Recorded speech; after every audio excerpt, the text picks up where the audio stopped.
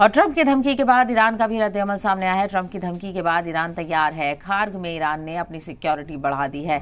IRGC ने Kharg में security का जिम्मा भी संभाल लिया है। ईरानी सेना पूरी तरह से तैयार है। तो एक तरफ अमेरिका की धमकी तो दूसरी तरफ ईरान की चौकसी भी यहाँ पर बढ़ गई है। तो ट्रंप की धमकी के बाद ईरान तैयार है। खार्ग में ईरान ने अपनी सिक्योरिटी बढ़ा दी है। IRGC ने खार्ग में सिक्योरिटी संभाल ली है। सिक्योरिटी का जिम्मा IRGC ने अब ले लिया है। बताते चलें कि ईरानी सेना पूरी तरह से तैयार है। IRGC की तरफ से भी ये बयान दिया गया है।